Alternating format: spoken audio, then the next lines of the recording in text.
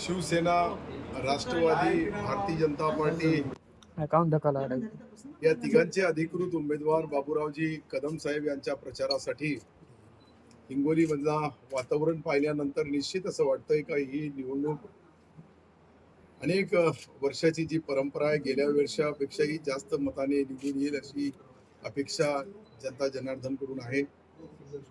मी आज पाहिल्यानंतर इतक्या तापत्या उन्हामध्ये ज्या वेळेस हजारो लोक जमा होतात, महिला भगिनी, तरुण, वयोवृद्ध, शेतकरी, शेतमजूर, अनेकांचा पाठिंबा बाबूराव कदम साहेबाला आहे. आमचे मित्र मुकुळे साहेब असतील, बांगर साहेब असतील, दुसरे बांगर साहेब असतील, या सर्वांच्या वतीने प्रचार यंत्रणा चालवताना सर्वांना समन्वयात घेऊन सर्वांना एकमेकाचे विचार विनिमय करून सर्व आघाडीची जी काही महायुती आम्ही केलेली आहे, ही महायुती मधल्या सर्व घटक पक्षाच्या कार्यकर्त्यांना आम्ही हात जोडून नम्र विनंती केली. खरं म्हणजे पालकमंत्री या नात्याने अंतिम टप्प्यामध्ये 4 दिवसावर निवडणूक आहे. वातावरण वरचाही तापलेलं आहे, खाली निवडणुकीचाही तापलेला आहे. अशामध्ये 4 जूनला जे काही नारा दिलेला आहे सन्माननीय पंतप्रधान मोदयांनी, नरेंद्र मोदी साहेबांनी की आपकी बार 400 पार, तर मला वाटतं की निश्चित त्याचे परिणाम आज जनता जनार्दनमध्ये दिसत आहे. आणि इथं बाबूराव कदम साहेब का एक सर्वसामान्य कुटुंबातला सर्वसामान्य कार्यकर्ता, एक शेतकरी कुटुंबाच्या कार्यकर्त्याला न्याय देण्याचं काम आदरणीय एकनाथ शिंदे साहेबांनी केलं. त्याला संमती आदरणीय देवेंद्रजीने आणि अजितदादांनी दिली, त्याबद्दल मी त्यांचेही मनापासून आभार मानत.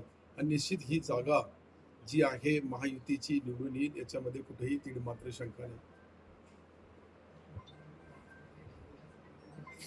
मनसेनं संजय राऊतांचा मनोरुग्ण म्हणून उल्लेख केला आणि रुग्णालयात फॉर्मही भरलाय. संजय राऊत यांनी ज्या पद्धतीने टीका करायला सुरुवात केलेली आहे, त्यामुळे कुठेतरी आता तुमच्या सोबतीला मनसे आलेला आहे. राजकारणामध्ये टीका टिप्पणी करणारी काही मंडळी जी असतात ते फक्त टीका टिप्पणीच करतात. इतका मोठा जो हे राजकीय घडामोडी ज्या घडल्या त्याच्या पाठीमागचे सूत्रधारच ते टीकाकार आहे. त्याच्यामुळे त्यांच्या टीकेला फार गांभीर्याने घेणं हे मला असं वाटतं. नितीन गडकरी काल म्हणाले की 80 वेळा काँग्रेसनं घटना बदलण्याचे प्रयत्न केले. तुम्हाला काँग्रेसबद्दल जास्त अभ्यास आहे, कधी कधी केलेले होते प्रयत्न, काय सांगा? नाही, निश्चित मी हे तारीख सांगू शकत नाही, परंतु ज्या ज्या वेळेस घटनेमध्ये काही आवश्यक असलेल्या बाबी बदलाव्या लागतात तितक्या बाबी पुरता काही झालं असेल तर हे माहीत नाही. परंतु घटना आमचे देवेंद्रजी फडणवीस साहेब बोलले की कोणीही बदलू शकत नाही, हे खरं आहे. घटना बदलणे म्हणजे इतका सोपा काम नाही, इतका साधा काम नाही, इतका सिंपल काम नाही आहे. पण काही अमेंडमेंट जरूर घटनेमध्ये होतात. काही ज्या तात्पुरत्या अमेंडमेंट, जे काही नवीन आता कार्यपद्धत आली, नवीन नवीन कन्सेप्ट समोर येऊ लागले, म्हणून त्याच्यामध्ये थोडाफार बदल काँग्रेसने जरूर केलेला आहे. आणि याच्यासाठीच आता जी अफवा जे उडू लागले त्यांच्याबद्दल नितीन गडकरी साहेबांनी जे स्पष्टीकरण दिलं ते खरं आहे. काल परवा प्रकाश सभेमध्ये बोलताना म्हणाले की आता फक्त 2 महिन्याचा काळ आहे, 2 महिन्यानंतर एकनाथ शिंदे. नाही, कसं आहे, प्रकाश आंबेडकरजी जे बोलतात ते त्यांच्या पाहण्याचा दृष्टिकोन, त्यांचा बोलण्याचा जो रुख आहे तो कशामुळे आहे त्याचा मी मला खुलासा करू शकत नाही. कारण की मी एक छोटा कार्यकर्ता आहे, ते राष्ट्रीय नेते आहेत, राज्याचे नेते आहेत आणि बाबासाहेबांच्या रक्तामधले एक आगळा वेगळा त्यांचं स्थान आहे. यामुळं त्यांना जे ते बोलले त्यामुळं मला त्यांचं काही वाईट वाटत नाही. पण मी ज्या मंत्रिमंडळामध्ये आदरणीय एकनाथ शिंदे साहेब आणि देवेंद्रजी आणि अजितदादा यांच्यासोबत काम करतोय, हे 4 महिनेचा जो सरकारचा शेवटचा कार्यकाळ आहे, त्यानंतर ही जी निवडणूक होईल त्या निवडणुकीमध्ये सन्माननीय एकनाथ शिंदे साहेबांच्या नेतृत्वाखाली जी विधानसभेची निवडणूक होईल आणि तेच मुख्यमंत्री परत अमित शहा साहेबांनी किंवा आपले देशाचे पंतप्रधान नरेंद्र मोदी साहेबांनी ठरवलं तर त्याला कोणीही थांबवू शकत नाही. साहेब, कालची सभा महत्वपूर्ण होती.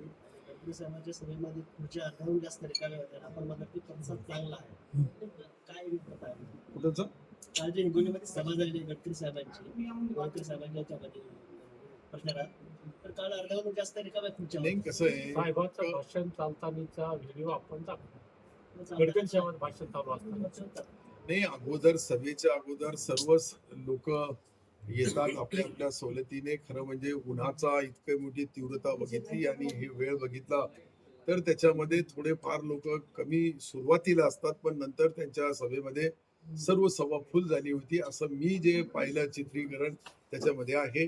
आणि नितीन गडकरी साहेबाला ऐकायला लोक दूर दूरून येतात. हे काही नवीन नेता नाहीये आपल्या राज्यासाठी. आपल्या देशाच्या राजकारणामध्ये नितीन गडकरी साहेबाचा एक आगळा वेगळा नाव आहे. त्यांचा जसा प्रमोदजींना ऐकायला लोक यायचे तसे नितीन गडकरी साहेबांना येतात. ते पहिला अगोदरच्या काही खुर्च्याचा फोटो काढणं नंतर दाखवणं हे मी तर इथे नव्हतो, परंतु मला असं वाटतंय का या सर्व परिस्थितीमध्ये आज जी मी परिस्थिती पाहिली, आज तुम्ही पाहिली काही माहित नाही मला, पण माझ्यासारखा एक सामान्य कार्यकर्ता येतो आणि एक गावामध्ये हजारो महिला आणि पुरुष जमा होतात. त्याची मी क्लिप आपल्याला दाखवतो, त्यांचा पुरा व्हिडिओ दाखवतो. तर याच्यावरून तुम्ही अंदाजा लावा का मी तर एक साधा कार्यकर्ता आहे, सिंपल कार्यकर्ता आहे, पण त्याच्यासाठी हजारो लोक ज्यावेळेस जमा होतात त्यावेळेस मी जे बोललो या निर्णयामध्ये कुठेही मला शंका कुशंका वाटत नाही. साहेब प्रकाश आंबेडकर म्हणाले की मोदी साहेबांनी ईडीच्या माध्यमातून पैसे जमा केले आणि त्याचे शिष्य हिंगोलीमध्ये पण आहेत, वर्षभर म्हणले कशाचं ईडीच्या माध्यमातून त्यांनी पैसे गोळा केले एक आणि त्या हिंगोलीमध्ये अरे हिंगोलीमधून पैसा, हे ईडीचं माध्यम, हे एक सरकारची आगळी वेगळी यंत्रणा असते. खरं म्हणजे त्याला राजकारणामध्ये आणि निवडणुकीमध्ये भाग घेण्याचा बोलण्यासाठी कोणीही बोलू शकत नाही. परंतु शेवटी ते सरकारचा एक पार्ट आहे. ज्या ज्या ठिकाणी कारवाया करायच्या आहेत त्या त्या ठिकाणी ते त्यांच्या पद्धतीने करतात. त्याला पक्षाची जोडणी असं मला तरी वाटतं. साहेब, संजय राऊत म्हणाले आहेत की निवडणूक आयोग जो आहे तो भाजपची शाखा आहे, असं संजय राऊत म्हणाले आहे. ते संजय राऊत ना तर हे सर्व इतिहासच त्यांनी घडवला. मी तेच बोलू लागलो का संजय राऊतने पहिले जी आमची युती झाली होती ती युती अधिकृत भारतीय जनता पार्टी आणि शिवसेनेची होती. निवडून आल्यानंतर जे ज्या खेळी खेळल्या गेल्या त्या खेळीमुळं ही परिस्थिती निर्माण झाली. आणि ज्यावेळेस पक्षाचा चिन्ह आणि पक्षाचं नाव गेल्यानंतर त्यांना अशा पद्धतीने स्वप्न जरूर पडत असेल, परंतु भारतीय जनता पार्टीचा कोणताही त्याच्यामध्ये रोल नाही आहे. ज्यांच्याकडे मेजॉरिटीज लॉ, ज्यांच्याकडे मेजॉरिटी आहे त्यांना चिन्ह देण्यात आला, ज्यांच्याकडे खासदार आमदार आहे त्यांना नाव देण्यात आला. अशा पद्धतीने तो जो निर्णय इलेक्शन कमिशनर त्यांच्या बाजूने निर्णय घेतला, मग ती त्यांची शाखा असते का? हा प्रश्न आहे. देशाच्या राजकारणामध्ये इलेक्शन कमिशनर एक साहित्य संस्था आहे, एक वेगळी संस्था आहे, त्याचा आगळा वेगळा अधिकार आहे. त्यांच्याबद्दल अशी टीका टिप्पणी करणं हे बी राज्याच्या घटनेप्रमाणे मला तर वाटतं का सोयीस्कर नाही. विनोद पाटील संभाजीनगरवरनं लोकसभा निवडणूक लढवण्यावर ठाम आहेत. त्यांनी उमेदवारी नाही तुमच्याकडून नाही मिळाल्यामुळे लढायचीच म्हणताय, त्याचा फटका तुमच्या युतीच्या उमेदवाराला बसू शकतो. नाही, कसं आहे का विनोद पाटील एक कार्यकर्ते आहेत. राजकारणामध्ये, समाजकारणामध्ये, समाजाच्या वेगवेगळ्या घटनेमध्ये रिझर्वेशनची लढाई लढताना त्यांनी ही कोर्टापर्यंत ती लढाई लढली आणि त्यामध्ये आदरणीय एकनाथ शिंदे साहेबांनी, देवेंद्रजीने आणि अजितदादांनी ज्या पद्धतीने हा रिझर्वेशन देण्याचं काम केलं, मला वाटतं का ह्या कायद्याच्या चौकटीमध्ये बसून दिलेलं आहे आणि त्याचा ते सन्मान करतील आणि निवडणूक लढणार नाही अशी आम्ही त्यांना जाहीर विनंती करू. शेवटी विनोद पाटील आमचे एक घनिष्ठ मित्र आहेत आणि त्यांना तिकीट मिळाला पाहिजे, नाही मिळाला पाहिजे, द्यायला पाहिजे, नाही द्यायला पाहिजे, हे ठरवण्याचा अधिकार सर्व एकनाथ शिंदे साहेबांना आहे. आमचे सारखे कार्यकर्ते जे आहेत ते कार्यकर्त्यांच्या वतीने त्यांना एकच विनंती राहील की त्यांनी उभं राहू नये. पुढं अजून त्यांचं वय बी काही इतकं झालेलं नाही, अजून तरुण आहे आणि पुढचं भविष्य त्यांच्यासाठी चांगलं आहे. परंतु तुम्ही संभाजीनगरच्या त्यांची मध्यस्थी करणार आहात का या विषयावर भेट? निश्चित माझे ते मित्र आहेत, मी त्यांना नम्र विनंती करल, मध्यस्थीच्या वेळी विनंती करल आणि ते आमच्या विनंतीला मान देतील असं मला वाटतं. सर, डॉक्टर प्रकाश आंबेडकर यांनी झालेल्या सभेमध्ये असं जाहीर सांगितलं होतं की 2029 मध्ये हे लोकतंत्र मोदी सरकार जर असलं तर लोकतंत्र हे निश्चित संपून जाईल. यावर आपण काय म्हणतो? नाही, मला असं वाटतंय की लोकशाही इतकी आपल्या देशामध्ये जगामधल्या ज्या राज्यकर्त्यांच्या घटना पाहिल्या आणि आपली राज्यघटना पाहिली तर त्यामध्ये कुठेही लोकशाहीला तडा जाणार नाही, लोकशाही सुरक्षित राहील याबद्दल मोदी साहेबांचा सातत्याने प्रयत्न असतो. लोकांच्या माध्यमातून लोकांचे प्रश्न सुटावे, त्यांचे लोकप्रतिनिधी निवडून यावे आणि निवडून आल्यानंतर राज्य करताना, सरकार चालवताना सर्व विकासिक आपण पाहिलं तर मला असं वाटतंय का मी अनेक वर्षापासून राजकारण करतोय, परंतु ज्या विकासाच्या माध्यमातून जी विकासाची गती मोदी साहेबांच्या राज्यामध्ये आहे ती दुसरे पंतप्रधानांच्या राज्यामध्ये मी पाहिली नाही. मला जे 5 वर्षाचा हा जो जवळून अनुभव आला त्यांच्या माध्यमातून ज्या ज्या मूलभूत पायाभूत सुविधा याच्याकडे त्यांनी विशेष लक्ष दिलेलं आहे आणि ह्यासाठी ही निवडणूक प्रक्रिया जी आहे ही सातत्याने चालणार आहे. कोणी हे निवडून आले कितीही आले कोणी कसेही आले तरीही चालणार आहे, परंतु मोदी साहेबांच्या बद्दल जी शंका ते करू लागले ही शंका बिलकुल खरी नाहीये. निश्चित लोकशाही प्रत्येक 5 वर्षाला निवडणुका होतील आणि जनता जनार्दन ज्याला आशीर्वाद देतील तो सत्तेवर येईल. तर साहेब, तुम्ही आता प्रचारासाठी या ठिकाणी आलात. वसमतमध्ये आपण पालकमंत्री आहात, परंतु वसमतमध्ये नवघरे प्रचार सभेमध्ये आले आणि अपप्रचार करून गेले. त्यांनी उघड नाराजी व्यक्त केली शिवसेनेबद्दल. हिंगोलीलाही सर्व ग्रामीण भागांमध्ये जे तुमचे मित्रपक्ष आहेत, भाजपचे नेते ग्रामीण भागामध्ये फिरताना अजिबात दिसत नाहीयेत आणि त्याचा काल फटका हे गडकरी साहेबांच्या सभेला बसलेला आहे. तर मग हे कसं शक्य आहे विजयाचं गणित? व्हिडिओ पाहायचा. नाही ते पाहतो. आता माझी एक विनंती आहे तुम्हाला, काय मुटकुळे साहेब जे माझ्या बाजूला बसलेले भारतीय जनता पार्टीचे आमदार आहेत, अधिकृत आमदार आहेत आणि ही सर्व आणि आपण सर्व एकंदरीत परिस्थिती बघितली तर मला असं वाटतंय की भारतीय जनता पार्टी आमच्या खांद्याला खांदा लावून काम करू लागले. काही गोष्टी छोट्या मोठ्या घटना तर प्रत्येक पक्षामध्ये घडतात. आम्ही तर अनेक पक्षाचा मिळून ही महायुती जी घडली याच्यामध्ये जे तयार झालेले अनेक तरबेज पक्ष आहेत त्यांचा सर्वांचा आपापला एक राजकारणाचा अनुभव निश्चित मोदी साहेबांना पंतप्रधान करण्यासाठी राहील आणि भारतीय जनता पार्टीचा कोणताही कार्यकर्ता नेता हा शिवसेनेच्या सोबत नाही ही चुकीची बाब आहे. मला वाटतं की आम्ही सर्व हे समोरच बसलेलो आहे. तुमच्या नितीन गडकरी साहेब हे जे राजकारणामध्ये कधी एखाद्या वेळेस आज तुम्ही पाहिलं असेल उद्याची बी लग्नाची तीच पाहिली, ऊन पाहिला, सर्व पाहिलं तर माझ्या एकट्याचं नाही, माझ्या सर्व मतदारसंघामध्ये सर्व राज्यभरमध्ये ती परिस्थिती होती आणि अशा परिस्थितीमध्ये कुठेतरी एक संघा दोरा धरून तुम्हीही त्यांचा बाबूराव कदम साहेबांना थोडी हातभार लावावी. निवड फक्त नेगेटिव्ह तुम्ही विचारणार, नेगेटिव्ह बोलणार, तर पॉझिटिव्ह कोण बोलाल? तुम्ही एक असा माध्यम आहे, हे इलेक्ट्रॉनिक मीडिया आणि सोशल मीडिया हे बंदूकच्या गोळीपेक्षा कमी नाही.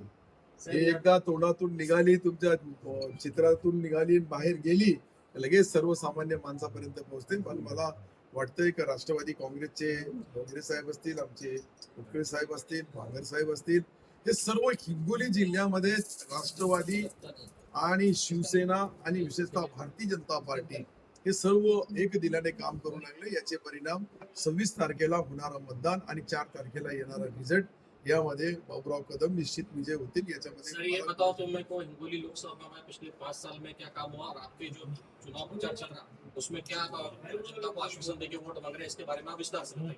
देखिए, राजकारण में समाजकारण में मैं जो बता रहा हूँ, आपने अगर रोड रास्तों की कनेक्टिविटी देखी होगी तो इससे पहले इतनी कनेक्टिविटी नहीं थी. आज पीने के पानी से लेके तो कई ऐसे काम है जो इस सरकार ने इनके माध्यम से किसानों की कर्ज माफी होगी, किसानों के लिए जो अलग अलग योजनाएं लाए महाराष्ट्र सरकार ने केंद्र सरकार की मदद से, तो ये सारी अगर आपने विकास के माध्यम से बोले तो मुझे बोलने के लिए आधा घंटा लगेगा. इतनी बड़ी यादी हमारे पास, मेरे पास भी वो मौजूद है. मैं जिले का पालक मंत्री इस नाते से ये जरूर बताना चाहता हूँ कि रास्ता विकास के जो यहाँ का जो प्लान तैयार हुआ उसमें कई रास्तों के काम चालू है, कई मंजूरी मिली है, उसके भी टेंडर प्रोसेस पे सिंचन का जो अनुशेष है वो दूर होने के लिए जो पानी अड़ाने की कोशिश की गई है वो भी हालत प्रक्रिया एक अच्छा उद्योग एक यहाँ केंद्र सरकार और राज्य सरकार की मदद से चालू हुआ है. दलित आदिवासी समाज की प्रगति के लिए अनेक योजना, मैं आज ही बागर साहब के संग गया हूँ, वहाँ के दलित भाइयों ने, वहाँ के हमारे जो आदिवासी भाई है उनको घरकुल की योजना का बड़े पैमाने के ऊपर लाभ मिला है. शेतकरी की कर्ज माफी होगी, नमो सम्मान योजना होगी, 1 रुपए में पीक बीमा होगा, 6,000 रुपए जैसे नरेंद्र मोदी साहब केंद्र सरकार से देते हैं, हमारी राज्य सरकार ने दी है.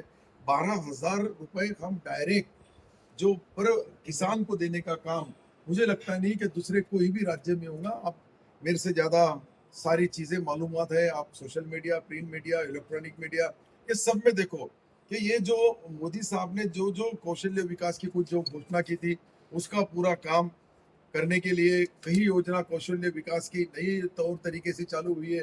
पहले जो थी उसमें कुछ अमेंडमेंट किया गया है।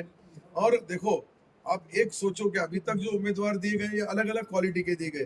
ये बाबूराव कदम एक शेतकरी कष्टकारी एक ऐसे सामान्य कुटुंब से आता है कि उसको उम्मीदवारी देने के बाद में उनको वोट देने के लिए मैं आज बांगर साहब के साथ मैं लगा तो आपको वो भी क्लिप बताता हूँ जो आप कल की बात की याद दिखा रहे।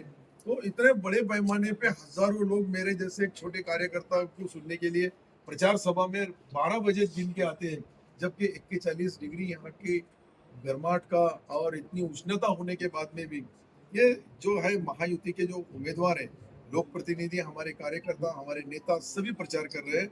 मुझे लगता है 26 अप्रैल को जो मतदान होगा वो मतदान के अंदर महायुति के उम्मीदवार हमारे जो बाबूराव कदम साहब है वो बहुत अच्छे पैमाने पे बड़ी लीड से चुन के आएंगे और हम विकास के नाम पे ही वोट मांग रहे हैं। और जो जो किए देश के हित में, राज्य के हित में, जब जब भी हमको गरज पड़ती है, हमारे पे संकट आता है, तब केंद्र सरकार हमको 2.5 साल से बहुत बड़े पैमाने के ऊपर मदद कर रही है। उसका फायदा निश्चित किसानों को होगा। बाबूराव कदमांच्या विजयाचं गणित तुम्ही सांगितलं, परंतु एक महत्त्वाचा प्रश्न असा करने दो यार, 1 घंटे से चल रहा है यार तुम्हारा, तो हमारे पीछे बैठे हैं। अभी आपके विधायक संतोष भाकर ने एक सभा में कहा था कि नागेश पाटिल आंटीकर ये जुआरी है, तो इसका क्या बेस है आपके पास में? देखो सभाओं के अंदर कुछ चीजें बोलना वो उस वक्त का वहाँ की परिस्थिति, वहाँ का बोलने का जो जज्बा रहता है, उसमें संतोष बांगर साहब कोई विधि तज्ञ नहीं है, एक कार्यकर्ता है, एक अच्छे नेता है, उनको मानने वाला जो वर्ग है उस वर्ग के हिसाब से कहीं थोड़ी बहुत 19-20 हो जाती है, तो आप लोगों ने उसको सब पूरा एडजस्ट करके चलना। अगर हर चीज पे हम बाल की खाल खींचते बैठे तो मुझे नहीं, अपने बयान पे कायम है क्या? उनका बयान ऐसा है कि बोलो संतोष भाई की बोली और बंदूक की गोली सही की रहती है। और बोलने वाला एक सादा सिंपल कार्यकर्ता है, और कार्यकर्ता से कभी कभी शब्दों का एक आधा इधर उधर का हेर फेर हो जाता है, लेकिन बोलने में, काम करने में, लोगों को जुड़ाने में, लोगों के साथ देना, दिलाना और देने वाले का पता बताना, ये तीनों चीज वो अच्छी तरह से मुझे लगता है उनकी स्टडी और अभ्यास है।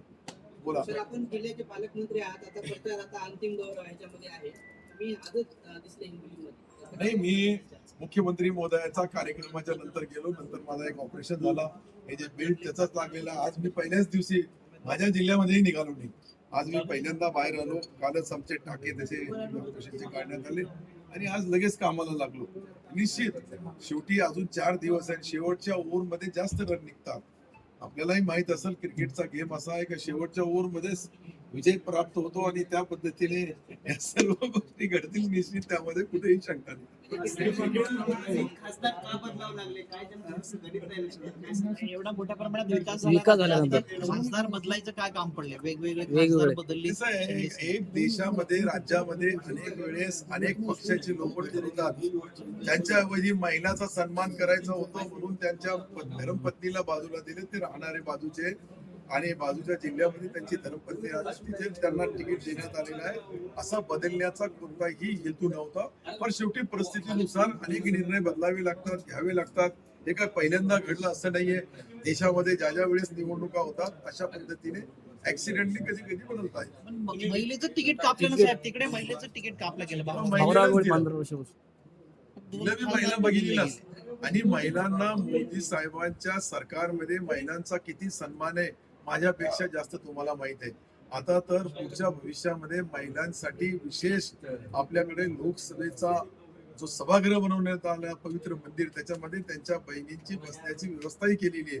पुढच्या निवडणुकीमध्ये निश्चित ते परिणाम आपल्याला दिसतील आणि अनेक नवीन बहिणी त्या ठिकाणी खासदार म्हणून जातील आणि एक चांगली महिला भगिनींचा सन्मान करण्याचा काम भारतीय जनता पार्टी, शिवसेना आणि राष्ट्रवादी करते। मोदींना राखी बांधली होती भावनाताईंनी, बहीण काही होत्या त्यांच्या, मोदींच्या बहीण म्हणून त्यांनी संबोधलं होतं, त्यांचं तिकीट कापलं गेलंय। त्यांना अजून फार बाकी आहे, असं काही नाही की एक जागेवर तिकीट नाही दिलं दुसऱ्या जागेवर त्यांचा दुसरा विचार चालू असेल, दुसऱ्या जागेवर बी सन्मानाच्या पदावर त्यांना बसवण्याचा काम मुख्यमंत्री, उपमुख्यमंत्री आणि देवेंद्रजी सहित अजितदादा आणि त्यांची शिफारस केल्यानंतर वरती नरेंद्र मोदी साहेब त्यांना राखीचा अनमोल जे काही त्यांना द्यायचं आहे ते देतील. साहेब, नाना पटोलेंनी अशोकराज चव्हाणवर टीका केली की नाचता येणं अंगण वापरलं, काय सांगाल यावर? आता दोघंही एकच अंगणामध्ये होते, दोघांमधून कोणाला नाचता येत नाही येत मी बोलणं उचित होणार नाही. सर वो इजराइल ने हमला किया पाकिस्तान में और पाकिस्तान ने इराक में, तो उसके ऊपर क्या बोलना है, इसके ऊपर उसको भी बता दो. ये साला कहाँ चली जा रही बात, लोकल की चुनाव छिड़ के कहाँ पे बात चल रही है वही बता दो. बिल क्लिंटन ने मेरा किसको क्या मेरा कहा. मेरा यही बोलना है कि हमारे देश के अंदर एकता और अखंडता रखने के लिए जो प्रश्न लगेंगे उतना ही पूछो और देश के हित में पूछो. अपन जो देश में रहते हैं उस देश का हित अगर रख के सरकार काम करता है तो वो सरकार का सम्मान करना चाहिए. साहेब, जिल्ह्यामध्ये महायुतीत असं काही खास आलबेल पाहायला मिळत नाही. तुम्ही जरी विचारचं गणित नवकर यांनी काल बोलताना सांगितलं की खासदार हेमंत पाटलांनी फार त्रास दिला. तुमच्या शिवसेनेचे तालुका प्रमुख आहेत, ते फेसबुकवर चिल्लर चाळे करताय. त्या वक्तव्यावर तुमच्यात काय असं खास आलबेल जमतंय असं काही दिसत नाही. असं आहे, इतके मोठे तिन्ही पक्ष आहेत. तिन्ही पक्ष आणि बाकी मित्र पक्षामध्ये हजारो नेते आहेत, हजारो कार्यकर्ते आहेत. त्याच्यामध्ये थोडाफार 19-20 बोलण्यामध्ये झालं असेल तर त्याला आपण ज्या पद्धतीने बोलू लागले तसा कधीही आमचा वाद विवाद नाही. परंतु आमदारांनी बोलणं हे 19-20 मध्ये नाही साहेब, दर कार्यक्रमात वगैरे असं. आता कसं आहे, प्रत्येक 3 पक्ष मी एकत्रित आलेलो आहे मोठे आणि 5-7 पक्ष लहान पक्ष जुळून ही महायुती तयार झालेली आहे. कुठून त्यांच्याकडे काही झालं असेल तर निश्चित मी त्यांचा दोस्त आहे, त्यांच्याशी चर्चा करत असतो.